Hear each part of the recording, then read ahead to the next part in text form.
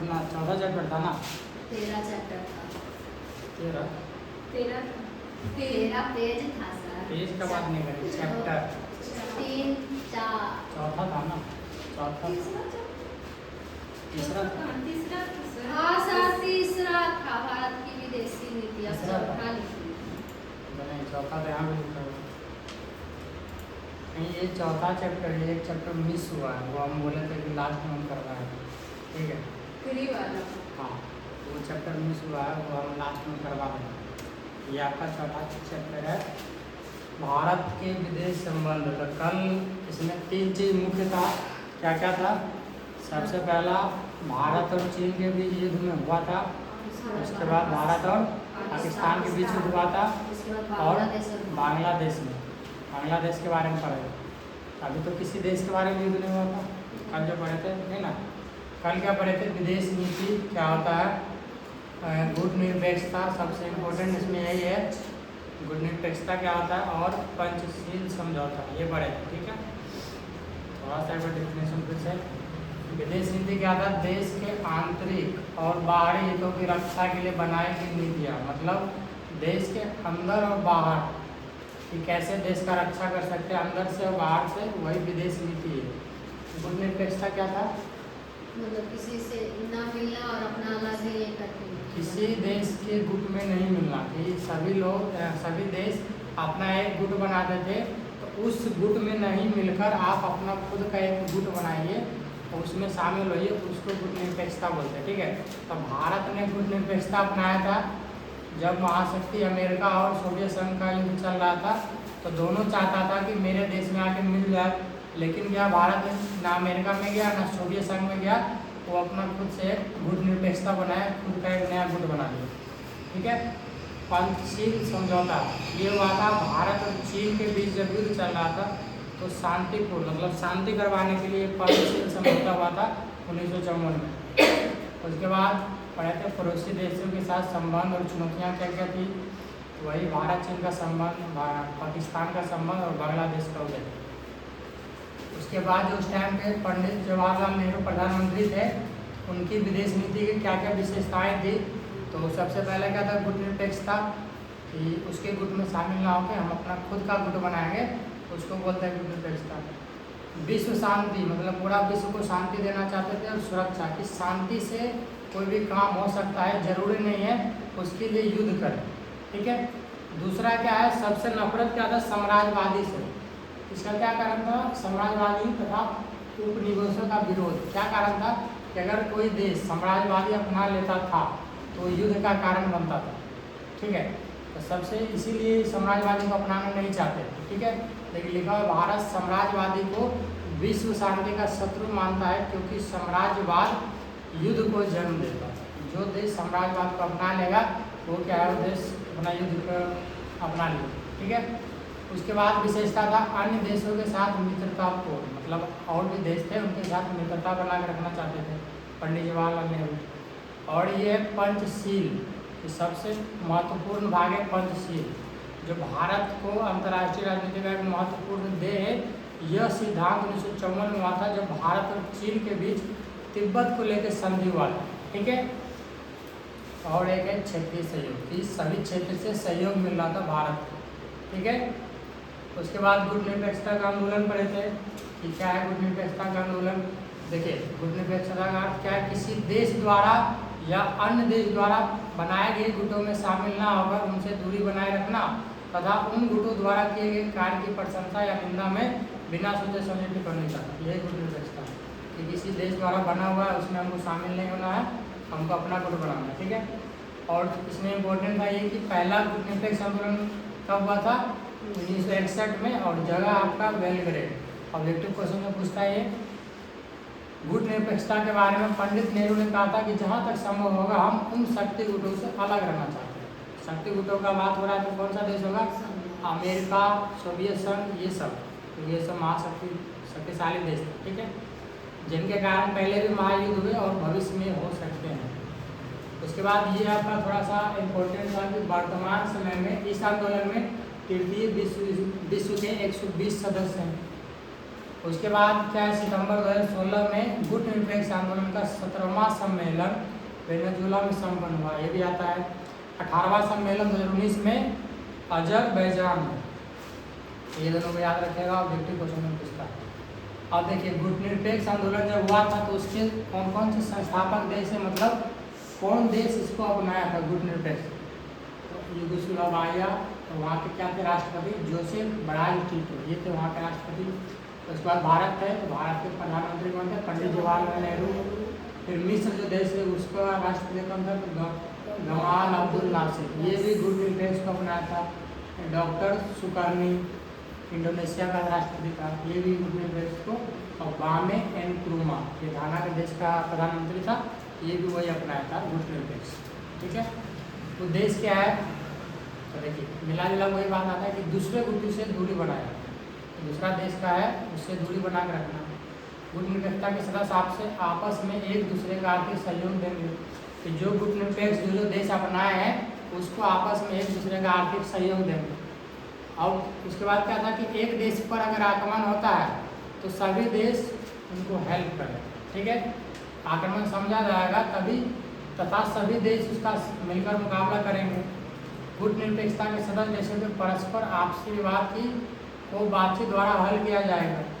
देखिए बोले ना कि बातचीत के द्वारा भी कोई बात मतलब हल हो सकता है, जरूरी नहीं उसके लिए युद्ध करना। उसके बाद क्या है, सभी राज्यों के साथ मैत्रीपूर्ण संबंध रखना, ये भी गुट निरपेक्षता का उद्देश्य था। सबसे इम्पोर्टेंट था वही साम्राज्यवाद का विरोध करता था गुट निरपेक्षता। ठीक है, और किसी भी गुट द्वारा किए गए कार्य या प्रशंसा या निंदा में बिना सोचे समझे टिप्पणी करना। और सबसे लास्ट है क्या, भारत द्वारा परमाणु नीति, कि भारत क्यों परमाणु बम चलाने के लिए तो विमुख हो गया कि नहीं अब हमको चलाना चाहिए, क्योंकि भारत के पास था परमाणु बम, बट वो क्या है संभाल कर रखना चाहता था, क्योंकि वो हमेशा से शांति ही चाहता था कि युद्ध ना हो। लेकिन जब ऐसा बात हुआ तो क्या था कि ठीक है, यहाँ से देखिए कि 1962 में जब चीन से युद्ध हुआ था तब क्या था, भारत का हार हुआ था। उसके बाद 1964 में चीन द्वारा परमाणु विस्फोट तथा 1965 एवं 71 में पाकिस्तान के साथ 2 युद्ध हुआ। तो भारत की परमाणु नीति एवं परमाणु हथियार के निर्माण पर बहुत अधिक प्रभाव डाला कि नहीं अब हमको परमाणु बम बनाना चाहिए और उसका यूज करना चाहिए, ये बात का कहना था। जब चीन से हार गया तो उसके बाद पाकिस्तान से हारा नहीं, लेकिन युद्ध हुआ तो बोले ना कि युद्ध होता है तो दोनों का हानि होता है, तो वही अब जाके लगा कि नहीं अब हमको परमाणु के बारे में सोचना चाहिए और बनाना चाहिए। 1970 के दशक में भारत ने पहली बार अनुभव किया कि भारत को भी परमाणु संपन्न राष्ट्र बनाना, मतलब भारत को भी परमाणु देश बनाना, कि मेरे पास भी परमाणु बम है, अगर कोई मेरे देश पर हमला करना चाहेगा तो हम भी उसको परमाणु छोड़ देते उस देश में। ठीक है, सर्वप्रथम 1974 में एक तथा जो पहला बार परमाणु छोड़ा गया था 1974 में, और 1998 में 5 परमाणु करके विश्व को दिखला दिया कि भारत भी एक परमाणु संपन्न राष्ट्र। ठीक है, 1974 में पहला परमाणु बम अपना निरीक्षण किया और सफल रहा, और 1998 में 5 परमाणु बम निरीक्षण किया और वो भी सफल रहा, और दिखला दिया दूसरा देश को कि भारत के पास भी एक परमाणु बम है, तो सोच समझ के हमला करें। ठीक है, कल इतना ही पढ़े थे। अब देखिए भारत और पाकिस्तान के बीच युद्ध, तो सबसे पहला क्या है, कश्मीर मुद्दा, कि कश्मीर को लेकर युद्ध हुआ था 1947 में, जब हमारा देश आज़ाद हुआ था। बोले ना कि 1947 में देश आज़ाद हुआ था और 1948 में बंटवारा हुआ था भारत और पाकिस्तान का। ठीक है, तो कश्मीर मामले को लेकर पाकिस्तान के साथ बंटवारे के तुरंत बाद ही संघर्ष छिड़ गया, कि वो पाकिस्तान चाहता था कि कश्मीर हमको दे दो, अभी भी चाह रहा है, बट इंडिया को झुकने के लिए तैयार नहीं है। उस टाइम भी था कि कश्मीर हमको दे दो, बट भारत मानने वाला नहीं था। इसके कारण पहला मतलब युद्ध हुआ दोनों देश में। सन 1947 में ही कश्मीर में भारत और पाकिस्तान की सेना के बीच युद्ध छिड़ गया कश्मीर मामले को लेकर। वो चाह रहा था कश्मीर हमको दे, जबकि आधा कश्मीर उसको दे दिया था पाकिस्तान को, लेकिन वो क्या चाहता था, हमको पूरा कश्मीर दे दो, ये चाहता था। लेकिन भारत हार मानने वाला नहीं था, इसीलिए वो अपना युद्ध करा कि नहीं हम पूरा तो नहीं देंगे चाहे कुछ भी। ठीक है, तो पहला युद्ध का कारण वही था भारत और पाकिस्तान के बीच कि कश्मीर मुद्दा को लेकर 1947 में युद्ध हुआ। इस युद्ध में क्या भारत को जीत की प्राप्ति हुई, मतलब पाकिस्तान हारा और भारत को जीत मिली। ठीक है, 1965 में युद्ध हुआ था भारत पाकिस्तान का। अब देखिए 1965 में युद्ध का क्या कारण था? जूनागढ़ एवं हैदराबाद को भारत में मिलाया जाना। जूनागढ़ एवं हैदराबाद की रिसायतें भारत में मिलाए लिए जाने से पाकिस्तान को गहरा धक्का लगा। मतलब पाकिस्तान चाहता था कि ये जो शहर है ये भी पाकिस्तान में मिले। बोले ना कि जब पाकिस्तान का बंटवारा होता तो दो, एक पूर्वी पाकिस्तान बनाता और एक पश्चिमी पाकिस्तान बनाता ना। तो वही तो क्या चाह रहा था पाकिस्तान कि कश्मीर तो उसको नहीं मिला। अब क्या चाह रहा था कि जूनागढ़ जो शहर है और हैदराबाद वो भी हमको पाकिस्तान में दे दो, पाकिस्तान में मिला दो। लेकिन उसके लिए भारत राजी नहीं हुआ। और क्या है कि पाकिस्तान को गहरा धक्का लगा, वो भारत को सदैव नीचा दिखाने की कार्रवाई करने लगे। ये था दूसरा कारण 1965 में जो युद्ध हुआ था कि जूनागढ़ शहर और हैदराबाद शहर को अपने अंदर मिलाने का कोशिश कर रहा था पाकिस्तान। उसके बाद इसी में ऋण अदा करने का प्रश्न। ऋण मिस क्या होता है? क्या होता है ऋण मिस? कर वसूलते नहीं थे पहले अंग्रेज लोग, कर वसूलते थे ना, हर घर जाके अपना पैसा वैसा जबरदस्ती लेते थे, वही ऋण। ठीक है। स्वतंत्र भारत ने पुरानी सरकार के कर्जे का भार संभाला। जब स्वतंत्र भारत क्या था कि पहले तो गुलामी था, तो जबकि अंग्रेज तो लूट के सब चला गया था, इसीलिए सरकार को तो कर्जा हो गया। तो यही ऋण का वो भार संभाला, कर्जे का भार संभाला। इसके अनुसार इसे 5 वर्ष में पाकिस्तान से 300 करोड़ रुपए लेने थे, लेकिन पाकिस्तान ने कर्जे को चुकाने का नाम तक नहीं लिया। मतलब अभी भी पाकिस्तान पे कर्जा है। क्यों कर्जा है? तो क्योंकि पहले जब आया था तो एक ही ना था भारत, लेकिन बंटवारा हुआ तो वो क्या था, जब ऋण अदा करने का टाइम है तो उसके पाकिस्तान पे 300 करोड़ रुपए का कर्ज हो गया, लेकिन पाकिस्तान उसको चुका नहीं पाया अभी तक नहीं। इसलिए पाकिस्तान को बिहार कैसे बना। ठीक है। अब देखिए दूसरा, विस्थापित संपत्ति तथा अल्पसंख्यक। अल्पसंख्यक पड़ेगा कम संख्या और बहुसंख्यक में ज़्यादा संख्या। तो ये कारण ये भी था कि रक्षा का प्रश्न। वही अल्पसंख्यक क्या कि अगर कम है, देखिए 1947 से 1957 तक लगभग 90 लाख मुसलमान भारत से पाकिस्तान गए। इतने ही गैर मुस्लिम पाकिस्तान से भारत आए। मतलब 90 लाख क्या भारत से पाकिस्तान चले गए और इतने ही गैर मुस्लिम पाकिस्तान से भारत आए। पाकिस्तान ने इन विस्थापितों की संपत्ति तथा अल्पसंख्यक की रक्षा से संबंधित सभी सुझावों को नकार दिया कि अगर तुम मतलब वो क्या था, जो पाकिस्तान से भारत आया था तो बोल दिया था कि जो तुम्हारा संपत्ति पाकिस्तान में है वो तुमको नहीं मिलेगा, वो तुम भारत चला गया। इसीलिए तो वही है विस्थापित संपत्ति तथा अल्पसंख्यक की रक्षा का प्रश्न कि पहले तो 90 लाख मुसलमान जो भारत से पाकिस्तान चला है, लेकिन वही जब मुस्लिम आया पाकिस्तान से भारत तब जो वहाँ पर उसका ज़मीन था, घर था, पाकिस्तान का जो सरकार था मना कर दिया कि अब तुमको वो नहीं मिले, तुम भारत में चला गया। इसीलिए फिर देखिए वही कश्मीर का समस्या आता है। 1965 में भारत पाकिस्तान के बीच युद्ध का सबसे बड़ा कारण कश्मीर समस्या थी। अक्टूबर 1947 में कश्मीर के राजा, कश्मीर में एक राजा थे हरि सिंह नाम के, हरि सिंह ने कश्मीर रियासत को भारत में मिलाने की घोषणा कर दी थी, परंतु पाकिस्तान ने इसे कभी स्वीकार नहीं किया। राजा हरि सिंह ने क्या कहा कि कश्मीर जो है भारत में मिले, लेकिन पाकिस्तान ने इसे कभी स्वीकार नहीं किया और आज तक युद्ध चलते आ रहा है पाकिस्तान का। ठीक है। कश्मीर का सबसे बड़ा समस्या ये भी याद रखिएगा कि एक राजा थे हरि सिंह, जो कश्मीर के राजा थे उस टाइम के, वो क्या चाहते थे कश्मीर रियासत को भारत में मिलाने की घोषणा कर दी थी।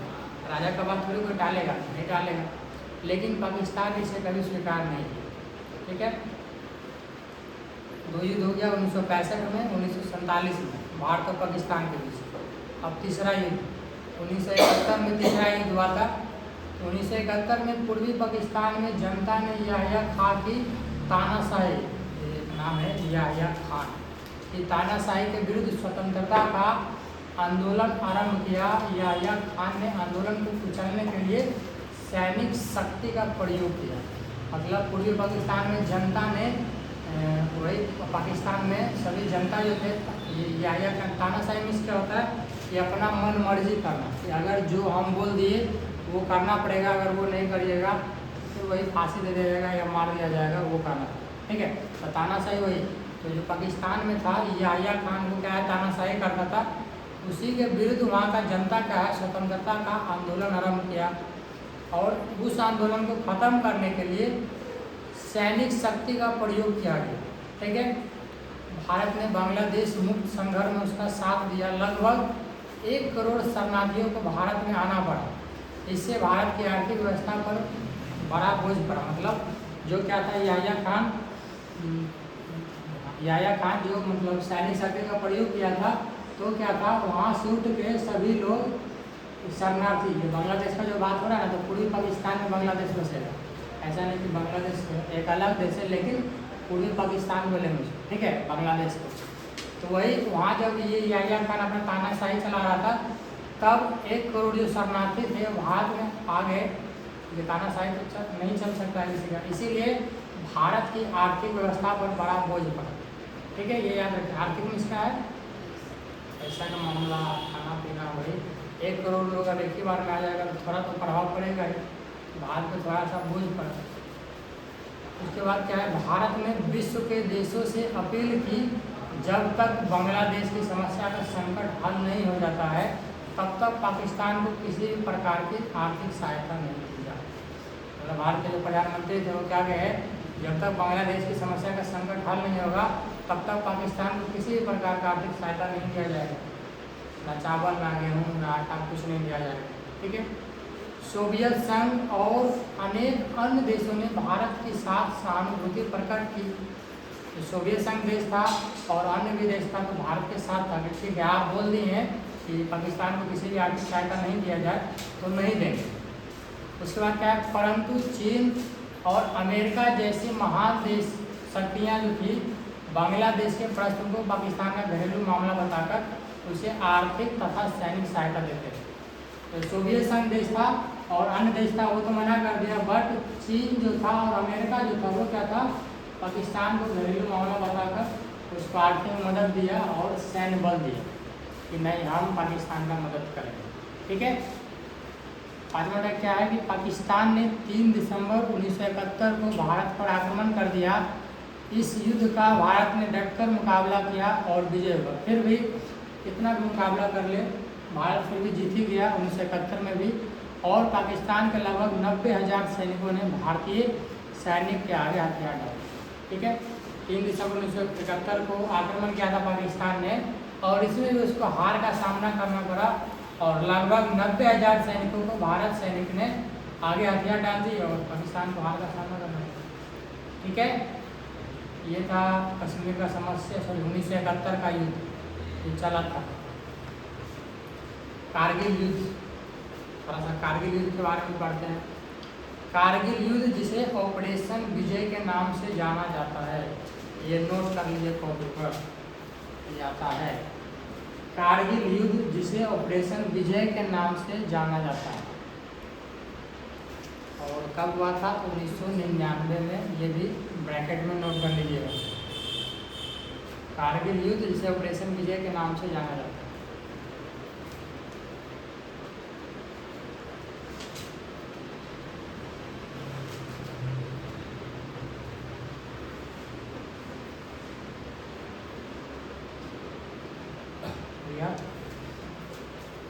भारत और पाकिस्तान के बीच मई और जुलाई 1999 के बीच कश्मीर में कारगिल जिला में हुए सशस्त्र संघर्ष का नाम है।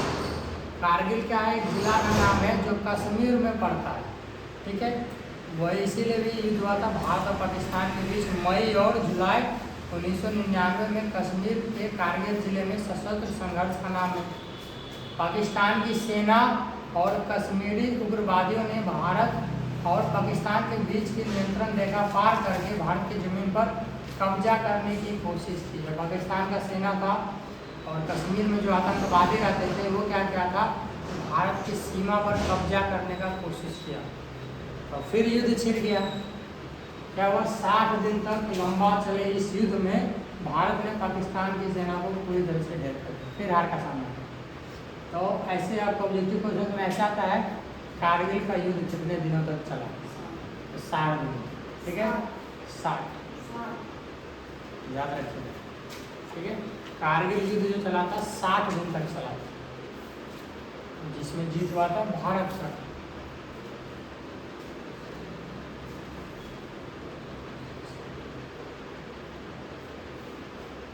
ये 3 युद्ध हुआ था। पहला क्या था युद्ध में आपका, पहला था भारत कश्मीर मुद्दा के बीच में युद्ध हुआ था, ठीक है। और जूनागढ़ एवं हैदराबाद को मिलाने के लिए युद्ध हुआ था। और इसी में आता है ऋण अदा करने का प्रश्न, विस्थापित और अल्पसंख्यक की रक्षा का प्रश्न। उसके बाद 1971 में युद्ध हुआ था कि वहाँ का एक तानाशाही था जो पूरा तानाशाही करता था, याह्या खान। और एक युद्ध हुआ था कारगिल युद्ध। यही सब युद्ध हुआ था भारत और पाकिस्तान के बीच। अब है शांति का बात, शांति कैसे हुआ था युद्ध के बाद। तो 1999 में स्थिरता और शांति बनाए रखने के लिए दोनों देश के बीच लाहौर समझौता किया गया। उस टाइम भारत के प्रधानमंत्री कौन थे? तो अटल बिहारी वाजपेयी। भारत के प्रधानमंत्री अटल बिहारी वाजपेयी। और 1999 में शांति हुआ था। और पाकिस्तान उस टाइम के प्रधानमंत्री अटल बिहारी वाजपेयी। और पाकिस्तान के प्रधानमंत्री कौन थे? नवाज शरीफ ने इस पर हस्ताक्षर किए और तब जाके शांति दोनों देश में हुआ, फिर युद्ध नहीं हुआ, ठीक है। जो 3-4 युद्ध चला था 3-4 कारण के लिए 1999 में दोनों देश के प्रधानमंत्री ने अटल बिहारी वाजपेयी और नवाज शरीफ में ये लाहौर समझौता किया गया और दोनों ने हस्ताक्षर किए, तब जाके दोनों देश में शांति हुई, फिर युद्ध नहीं हुआ, ठीक है। समझे युद्ध का कारण 3-4 कारण है भारत पाकिस्तान का, कश्मीर मुद्दा, जूनागढ़ एवं हैदराबाद को मिलाने का कारण, और इसी में ये ऋण अदा करना, विस्थापित संपत्ति तथा अल्पसंख्यक की रक्षा, कश्मीर समस्या तो वही है। उसके बाद तीसरा था 1971 का युद्ध चला था, जो कि वहाँ पे एक याह्या खान का तानाशाही रहता था, वो तानाशाही करता था, ठीक है। और एक था लास्ट कारगिल युद्ध हुआ था। तो कारगिल युद्ध 1999 में। और शांति कब हुआ था? शांति भी 1999 में हुआ था। प्रधानमंत्री का नाम याद रखिएगा कि अटल बिहारी वाजपेयी और नवाज शरीफ। भारत पाकिस्तान के लिए अब ताशकंद समझौता। ताशकंद समझौता क्या होता है देखिए, ये आता है 5 नंबर में, नहीं तो 10 नंबर में पूछ देगा। ताशकंद समझौता सबसे इम्पोर्टेंट है, इसको हम भेज देंगे, ठीक है। ताशकंद समझौता क्या है? 1966 में उज़्बेकिस्तान की राजधानी ताशकंद में भारत पाकिस्तान के बीच हुआ एक समझौता हुआ था, जो उज़्बेकिस्तान की राजधानी में ये ताशकंद पड़ता है, वही भारत पाकिस्तान के बीच हुआ था ताशकंद समझौता। इस समझौते के मुख्य प्रावधान देखिए यहाँ पे कि दोनों पक्षों का यह प्रयास रहेगा कि संयुक्त राष्ट्र के घोषणा पत्र के अनुसार दोनों में मधुर संबंध बने। ये समझौता किस लिए किया गया था कि दोनों पक्ष है जो अगर कुछ राष्ट्र का घोषणा होगा, देश का घोषणा होगा, तो दोनों अच्छा से बातचीत करके वो सॉल्व कर सकते हैं। वही दोनों में मधुर संबंध बने, हमेशा अच्छा से संबंध बना रहेगा दोनों देश में, ठीक है। ताशकंद समझौता इसलिए किया गया था। दोनों पक्ष इस बात पर सहमत थे कि दोनों की सेनाएं 5 फरवरी 1966 से पहले उस स्थान पर पहुंच जाए जहां वो 5 अगस्त 1965 से पहले थी। मतलब क्या कहता था दोनों पक्ष कि जो दोनों की सेनाएं थी दोनों देश की 5 फरवरी 1966 से उस स्थान पर पहुंच जाए जहां वो पहले थे। मतलब पहले जो 5 अगस्त 1965 में जहाँ पे उनके सेनाएं थे, वहीं पे दोनों सेनाएं वहाँ पे पहुँच जाए, ठीक है। ये ताशकंद में कहा गया था। दोनों देश एक दूसरे के आंतरिक विषय में हस्तक्षेप नहीं करेंगे। आंतरिक मतलब अगर दोनों देश के अंदर आंतरिक भी अंदर होता है, अंदर में अगर कुछ दिक्कत आया तो वो हम नहीं सह सकते हैं, अपना दोनों खुद सॉल्व कर लेंगे और कोई भी देश अपना इसमें घुसेंगे नहीं, ठीक है। अंदर के मामले में तो वही है, दोनों देश के एक दूसरे के आंतरिक विषय में हस्तक्षेप नहीं करेंगे, टोका टोकी नहीं करेंगे कि उस देश के अंदर ये चल रहा है वो चल रहा है, ठीक है। दोनों देश एक दूसरे के विरुद्ध प्रचार नहीं करेंगे कि दोनों देश अपना से मतलब रखेंगे, एक दूसरे का प्रचार नहीं करेंगे कि उस देश में ये है उस देश में ये नहीं है। इसीलिए ताशकंद समझौता में यही था कि दोनों पक्षों का प्रयास क्या था कि घोषणा पत्र के अनुसार दोनों में संबंध अच्छा बना रहे। दोनों पक्षों का इस बात पर सहमत थी कि जो दोनों देश की सेनाएं थी जहाँ पे पहले था उस स्थान पर मतलब पहले कहा था 5 अगस्त 1965 पे जहाँ जो सा स्थान पे था उसी स्थान पे 5 फरवरी 1966 को चला जाए, ये कहना था। दोनों देश क्या था, एक दूसरे के अंदर के विषय में हस्तक्षेप नहीं करेंगे। दोनों देश एक दूसरे के विरुद्ध प्रचार नहीं करेंगे कि मेरे देश में जैसा चल रहा है, जो चल रहा है वो चलने दें। और ये ताशकंद क्या है, एक राजधानी है जो उज्बेकिस्तान में पड़ता है, ये भी याद रखना, ठीक है। उज्बेकिस्तान की राजधानी ताशकंद, तो वही समझौता हुआ था, ताशकंद समझौता। और 1966 में हुआ था ताशकंद समझौता, ये भी याद रखिएगा। अब एफ्रो एशियाई एकता, भारत एशिया देश है, बोलेगा ना एशिया में कितने देश हैं, तो भारत है, नेपाल है, ये सब एशियाई देश है, ठीक है। इसमें है एफ्रो एशियाई एकता क्या है, भारत की आज़ादी के समय विश्व में अन्य कई देश, जब भारत आज़ाद हुआ था और भी देश आज़ाद हुए थे जो भारत की तरह गरीब, भारत गरीब नहीं था लेकिन लूट लूट के गरीब कर दिया। तो वही कहा कि भारत की आज़ादी के समय विश्व में अन्य कई देश आज़ाद हुए जो भारत की तरह गरीब थे तथा रहे थे। ऐसे में नेहरू ने अफ्रीका और एशिया की एकता को बढ़ाने का प्रयास किया, मतलब अफ्रीका देश और एशिया देश दोनों को एकता को बढ़ाने का प्रयास किया कि अगर दोनों मिल जाएगा तो आर्थिक स्थिति क्या है, सही हो जाएगा देश, ठीक है। 1947 में नेहरू की अगुवाई में भारत ने एशियाई संबंध सम्मेलन का आयोजन किया, ठीक है। दोनों देश का एशियाई संबंध सम्मेलन किया गया 1947 में, ये याद रखिएगा, ठीक है।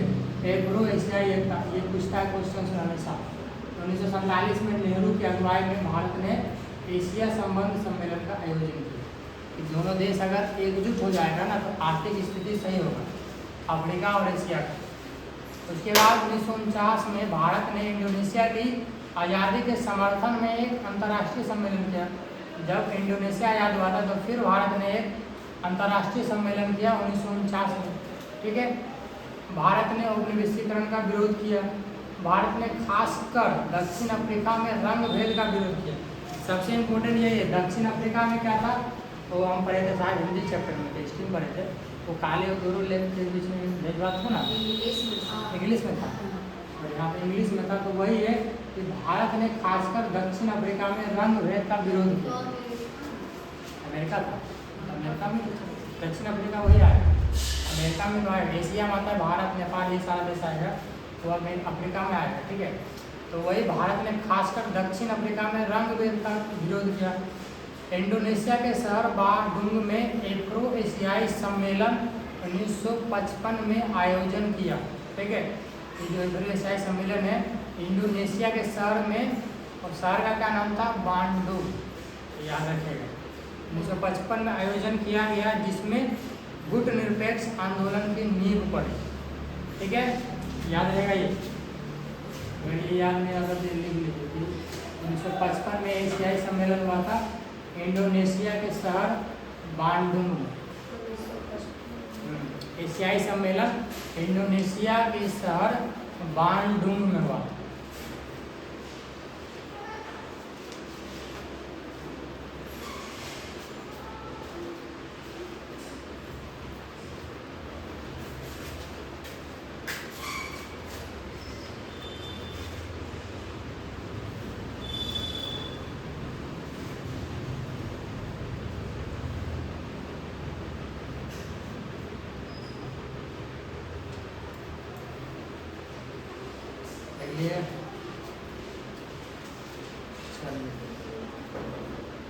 ये समझे, एफ्रो एशियाई देश, एफ्रो मीन्स क्या होगा, अफ्रीका देश, ठीक है, और एशियाई मीन्स अपना एशिया देश। इसमें आएगा अमेरिका, रूस, ये सारा आएगा देश, और एशिया में भारत, नेपाल, ये सब देश आएगा। तो वही है एफ्रो एशियाई एकता, अफ्रीका और एशिया देश को एकजुट मिलाना था ताकि आर्थिक स्थिति सही हो जाए, ठीक है। एफ्रो मीन्स क्या, अफ्रीका, और एशिया मीन्स एशिया देश, ठीक है, याद रखिएगा। इसमें कंफ्यूज नहीं होना है कि एफ्रो एशिया एकता क्या है। एफ्रो मीन्स अफ्रीका होगा और एशिया मीन्स एशिया देश, ठीक है। एकता मीन्स एकजुट, दोनों देश को एकजुट कर रहा था ताकि अपना आर्थिक स्थिति सही हो जाए ना। अब है देखिए चीन और भारत के संबंध में कैसा था। सबसे पहले पंचशील सिद्धांत, ये तो मालूम है कि पंचशील सिद्धांत अप्रैल 1954 में भारत और चीन के प्रधानमंत्री पंडित जवाहरलाल नेहरू व चाउ एन लाई, ये था प्रधानमंत्री कहाँ का, चीन का। भारत के थे पंडित जवाहरलाल नेहरू और ये थे चीन के प्रधानमंत्री। नाम खतरनाक है, ऐसा ही नाम आता है, चीन में ऐसा ही नाम रहता है, वाह चाउ एन लाई, ये तो नाम हुआ। ठीक है, अब पंचशील सिद्धांत हुआ था इन्हीं दोनों के बीच में। उसके बाद क्या है, ये पंचशील संविधान क्या था कि इस व्यापारिक समझौते की प्रस्तावना में 5 सिद्धांत दिए गए जिनको सामूहिक रूप से पंचशील कहा जाता है। इस 5 सिद्धांतों को भारत तथा चीन ने परस्पर संबंधों को नियमित करने के विषय में स्वीकार किया था। 5 सिद्धांत दिया गया था, देखिए 5 सिद्धांत। परस्पर क्षेत्रीय अखंडता तथा प्रभु सत्ता का सम्मान करना, इस क्षेत्र को एकजुट, अखंडता में सॉरी एकजुट करके मतलब सत्ता को बनाए रखना। परस्पर आक्रमण ना करना, ऐसा नहीं कि कुछ हुआ तो फिर दोनों देश एक दूसरे के आक्रमण कर लेते। परस्पर आंतरिक कार्यों में, अंदर के काम में हस्तक्षेप ना करना, मतलब वही जैसे पाकिस्तान में था ना कि बोल दिया था कि हस्तक्षेप ना करें हमारे अंदर के काम, तो वही था कि ना चीन वाला बोला था कि मेरे देश में कुछ भी होगा तो आप हस्तक्षेप नहीं करिए, ना भारत के अंदर अगर कुछ होगा तो आप हस्तक्षेप नहीं करिए। ठीक है, समानता तथा परस्पर लाभ, कि जो भी लाभ होगा या जो भी मिलेगा कि अगर वहाँ पे कुछ कमी हो रहा है, आर्थिक कमी मतलब चावल का, तेल का, तो भारत से पहुँचाया जाएगा, नहीं तो वहाँ से लाया जाएगा, ऐसे। और शांति में और अस्थिर, मतलब शांति से करना ये सभी काम। तो ये 5 सिद्धांत, इसी को पंचशील सिद्धांत बोलते हैं। और इसमें यही 5 सिद्धांत के बारे में दोनों देश में समझौता हुआ था, भारत और चीन। ठीक है, पंचशील समझौता याद रखिएगा 1954 में, ये तो याद ही रखिएगा। और अगर बाई चांस प्रधानमंत्री पूछेगा तो भारत का तो याद रहेगा और इसका भूल जाइएगा, क्या याद रहेगा? ये वाला याद रहेगा, प्रधानमंत्री का नाम रहेगा क्या? नहीं रहेगा तो लिख दो, क्या पता ऑब्जेक्टिव में पूछे जाएगा। वाओ चाउ एन लाई चीन का प्रधानमंत्री था। ठीक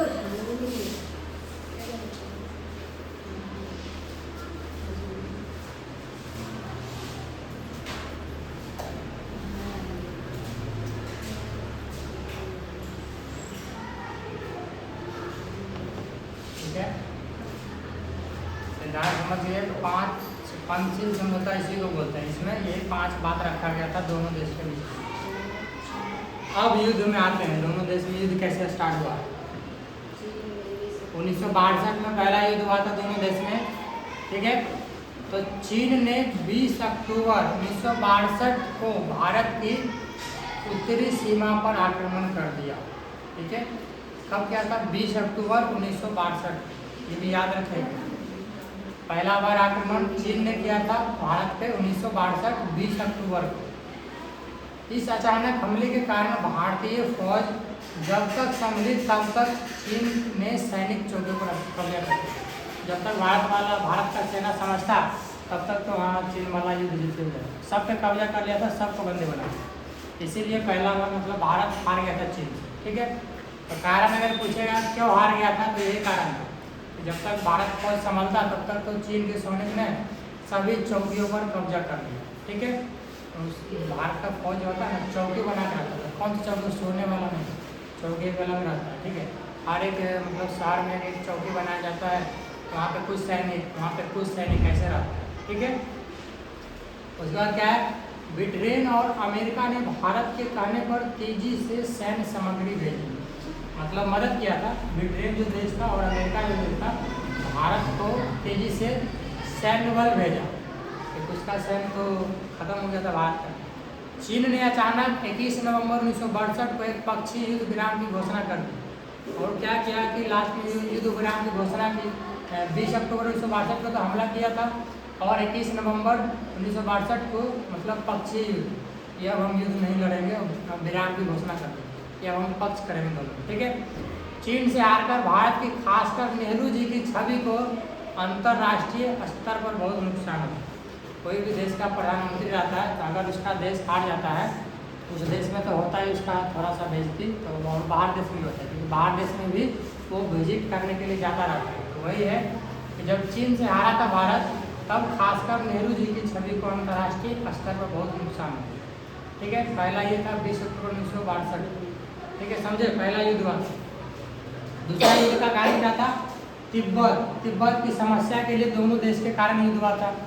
तो देखिए, भारत और चीन के बीच हुए युद्ध का एक कारण तिब्बत की समस्या थी कि वो चाहता था कि तिब्बत मेरा हो जाए, हम उस पर राज करें, बट भारत ऐसा होना नहीं देना चाहता था।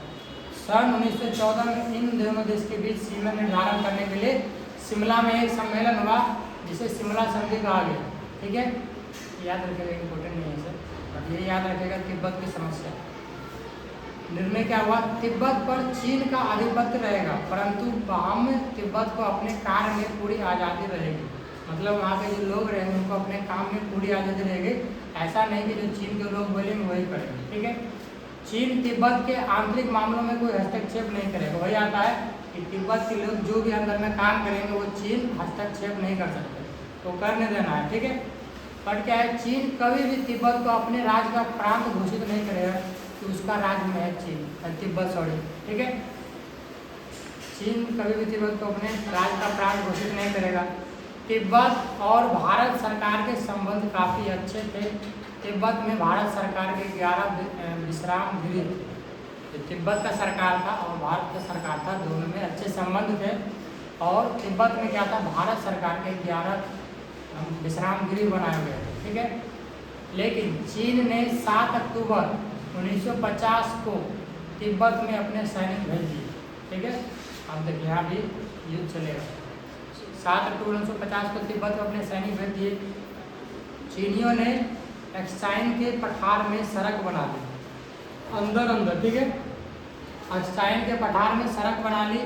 लद्दाख में कई सैनिक चौकियाँ स्थापित कर ली, मतलब अंदर ही, किसी को पता भी चलने नहीं दे रहा था, और अंदर ही चौकियाँ बना ली सभी ने, चीन के सैनिकों ने। ठीक है, 31 मार्च 1957 में दलाई लामा ने चीन के दमन से भयभीत होकर भारत में राजनीतिक शरण ली और चीन ने इसका विरोध किया। ठीक है, 31 मार्च 1957 में जो दलाई लामा ने चीनियों के दमन से भयभीत होकर भारत में राजनीतिक शरण ली और चीन ने इसका विरोध किया। सन 1959 को भारत पर आरोप लगाया गया कि वह तिब्बत में सशस्त्र विद्रोही को संरक्षण दे रहा है। मतलब जो चीन था वो भारत पर आरोप लगाया कि तिब्बत में सशस्त्र विद्रोही रह रहा है, इसीलिए ये युद्ध का कारण था कि तिब्बत को अपना देश में मिलाना चाहता था चीन। ठीक है, तिब्बत का समस्या यही था कि अंदर के कार्य में कोई हस्तक्षेप नहीं करेगा। चीन क्या है, अपने उसके अंदर नहीं लेगा, अपना राज्य को प्रांत घोषित नहीं करेगा। और लास्ट में चीन ने 7 अक्टूबर 1950 को अपने सैनिक भेज दिए। ये था चीन में तिब्बत की समस्या। आप देखिए मानचित्र से क्या समस्या थी, मानचित्र से संबंधित समस्या। सबसे पहला, भारत एवं चीन के मध्य 1962 में युद्ध का एक कारण दोनों देश के बीच मानचित्र में रेखांकित भूभाग था। मानचित्र क्या होता है मालूम है? मानचित्र क्या होता है? देश का नक्शा बोले। मानचित्र के कारण भी देखिए दोनों में समस्या हुआ था, नक्शा के कारण दोनों देश में। तो 1962 में युद्ध का कारण क्या था? दोनों देश के बीच मानचित्र में रेखांकित भूभाग था। चीन ने 1954 में प्रकाशित अपने मानचित्र में कुछ ऐसे भाग प्रदर्शित किए जो वास्तव में भारतीय भूभाग में, मतलब चीन जो 1954 में मानचित्र देखा था वो क्या था, मतलब भारत के भूभाग में आ रहा था, मतलब भारत के सरजमीन पे आ रहा था। ठीक है, इसीलिए मानचित्र में समस्या हुआ था। जब इस मुद्दे को लेकर चीन के साथ प्रश्न उठाए गए तो उसने कहा कि यह पुराना मानचित्र है, नए मानचित्र में इस गलती को सुधार लिया जाए। ठीक है, जब इस मुद्दे को लेकर चीन प्रश्न उठाया तो भारत ने क्या कहा कि यह पुराना मानचित्र है और नए मानचित्र में इस गलती को सुधार लिया जाएगा। ठीक है, उसके बाद तो मानचित्र समस्या में यही था कि कुछ जो भाग था चीन का वो कहाँ था, भारत के अंदर आ रहा था, इसीलिए उसको दिक्कत हो रहा था चीन को, ठीक है। अब सीमा विवाद के कारण थोड़ा सा दिक्कत हुआ था। भारत चीन के बीच विवाद का एक कारण सीमा विवाद भी था कि भारत सदैव मैक-मोहन रेखा को स्वीकार किया, परंतु चीन ने नहीं। वही मतलब नक्शा में एक मैक-मोहन रेखा रहता था, उसको स्वीकार किया, बट चीन स्वीकार नहीं करता था, तो इसीलिए सीमा विवाद हुआ था। सीमा विवाद धीरे धीरे इतना बढ़ता गया, इसने आगे चलकर युद्ध का रूप धारण कर लिया। ये सीमा विवाद के कारण ये आगे चलकर युद्ध हुआ। तो ये याद रखिएगा कि सीमा विवाद किसके लिए हुआ था, तो ये मैक-मोहन रेखा के था, ठीक है। मानचित्र में मैक-मोहन रेखा था, उसी के कारण सीमा विवाद हुआ था, याद रहेगा। दो टॉपिक और है, ज़्यादा नहीं।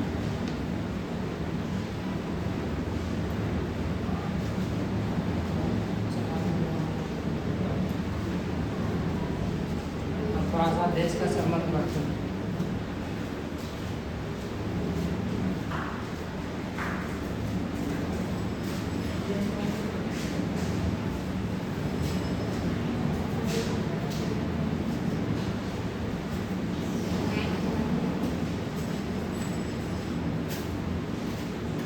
और थोड़ा भारत और रूस के संबंध के बारे में बात करते हैं कि दोनों देश में कैसा संबंध था। तो भारत तथा रूस के संबंध हमेशा से मधुर रहे, सही बात है। अभी भी दोनों देश में बहुत अच्छा संबंध है। जब भी जरूरत पड़ता है भारत को, तो रूस अपना आर्थिक सहायता भेजता है, और रूस को जरूरत पड़ता है तो भारत मदद करता है, ठीक है। तो दोनों में हमेशा से मधुर संबंध रहा। भारत क्या है, रूस से हथियार खरीदता है, तो रूस ने सदैव भारत की सहायता की है।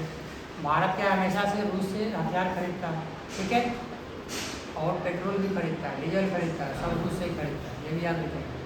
भारत और रूस दोनों का सपना बहुधर्मी विश्व का था, मतलब एक बहुत ही अच्छा विश्व बनाएंगे, देश बनाएंगे, दोनों देश का सपना था भारत और रूस का। दोनों देश चाहते हैं कि अंतर्राष्ट्रीय संघर्षों का समाधान बातचीत द्वारा हो, मतलब वही अंतर्राष्ट्रीय संघर्ष का युद्ध, बिना युद्ध के समाधान बातचीत से निकल जाए, दोनों देश चाहते थे, ठीक है। 2001 के भारत रूस समझौतों में दोनों देश के बीच कई द्विपक्षीय समझौते हुए, दोनों देश में समझौता हुआ था, तो बहुत समझौता हुआ था, द्विपक्षीय समझौता। भारत तेल का आयातक देश है, और संकट की घड़ी में रूस ने भारत को तेल देकर भारत की सहायता की। बोले ना, तेल भी भेजता था भारत, ठीक है। तो भारत में तेल का बहुत ही उत्पादन होता है, ठीक है, मतलब आयात होता है, निर्माण। तो वही संकट की घड़ी में रूस ने भारत को तेल देकर भारत की सहायता की है।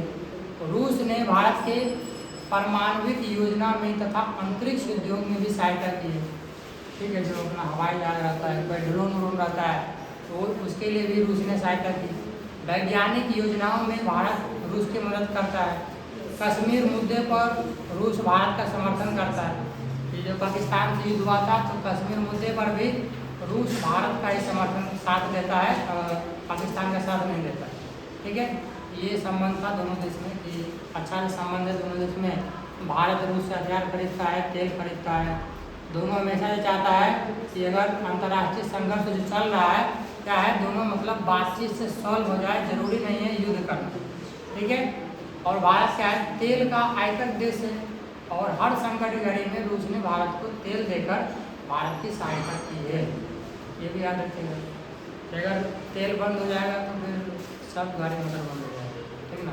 पेट्रोल डीजल अगर रूस से नहीं आएगा तो क्या बोल रहे, संज्ञा समुद्रिया से आता है, समुद्र से, समुद्रिया से रूस से, सऊदी से कुछ आता है, लेकिन ज़्यादा आता है रूस से, वहाँ पे बहुत ज़्यादा तेल मिलता है। अब है भारत और बांग्लादेश संबंध, सबसे लास्ट है ये टॉपिक। दो सहयोग के मुद्दे, बांग्लादेश ने दिसंबर 1966 में फरक्का गंगा जल बंटवारे पर समझौता किया था। एक बंटवारा हुआ था भारत और बांग्लादेश में, फरक्का गंगा जल, ठीक है। भारत और बांग्लादेश आतंकवाद के मुद्दे पर सदैव एक रहे, ठीक है। कि अगर आतंकवाद का मुद्दा आता था तो दोनों देश का एकजुट हो जाता था। वही भारत और बांग्लादेश आतंकवाद के मुद्दे पर एक सदैव एक रहे। ये थे दो सहयोग के मुद्दे। और क्या है, दो असहयोग के मुद्दे। भारत और बांग्लादेश के बीच असहयोग का मुद्दा चकमा शरणार्थी है। बांग्लादेश में समय समय पर भारत विरोधी गतिविधियां होती रहती थी। मतलब बांग्लादेश में क्या था, कुछ जो हिंदू रहते थे तो वही विरोध होता था कि तुम हिंदू है तो तुम बांग्लादेश में नहीं रह सकते, ये हो, वही विरोध होता था। बांग्लादेश द्वारा विरोधी भारत विरोधी मुस्लिमों जमातों का समर्थन और गंगा और ब्रह्मपुत्र नदी जल बंटवारा, ठीक है, ये दो सहयोगी मुद्दा था भारत और बांग्लादेश के बीच। और ये चार मतलब असहयोगी में यही कि मुद्दा जो था चकमा शरणार्थी था। शरणार्थी का मुद्दा था कि जो भारत के लोग हिंदू रहते थे वो हमेशा भारत विरोधी का बात मतलब करते रहते थे बांग्लादेश में, और बांग्लादेश द्वारा भारत विरोधी मुस्लिम जमातों का समर्थन करता था। और एक दो नदी था गंगा और ब्रह्मपुत्र, दोनों का बंटवारा भी एक असहयोगी मुद्दा था भारत और बांग्लादेश में, ठीक है। तो ये भारत और बांग्लादेश के बीच छोटा सा संबंध, ठीक है। इसमें पढ़ना देनी चाहिए आपको, भारत और चीन के बीच युद्ध, कारण क्या था और शांति, और उसके बाद भारत और पाकिस्तान के बीच युद्ध, उसके बाद शांति, और थोड़ा सा ये बांग्लादेश के बारे में पढ़ लीजिएगा। और एक क्या था, दो इसमें और था ताशकंद समझौता, वो पढ़िएगा, और एफ्रो एशियाई एकता, वो ये दोनों आता है हमेशा, ये याद रखिएगा, ठीक है। पंचशील सिद्धांत ये याद रखिएगा, ऑब्जेक्टिव में पूछता है कि पंचशील सिद्धांत किन दो देशों के बीच में हुआ था, तो चीन और भारत में। कब हुआ था? 1914, याद रहेगा। और अगर बाई चांस भारत और रूस के बीच संबंध पूछता है तो आप अपना बना के लिख देंगे, भारत और रूस के बीच संबंध, चीन के साथ भी युद्ध हुआ, इतना है, डाल के देंगे अपना में। लेकिन ऐसे तो बना के लिख सकते हैं, भारत और रूस हमेशा से अच्छे संबंध रहे हैं, हथियार खरीदता है भारत रूस से, तेल खरीदता है, और तेल का रूस वही अपना भारत से खरीदता है, वही क्या बोलते हैं, चावल गेहूँ ये सब, क्योंकि यहाँ पे अनाज ज़्यादा होता है ना, हाँ यहाँ पे अनाज का उत्पादन ज़्यादा होता है, इसलिए यहाँ से वहाँ जाता है, और सभी जहाज़ के थ्रू जाता है, पानी वाला जहाज, ठीक है, क्लियर। इसे वाला कल वाला कुछ लेंगे, टेंशन ना लेंगे,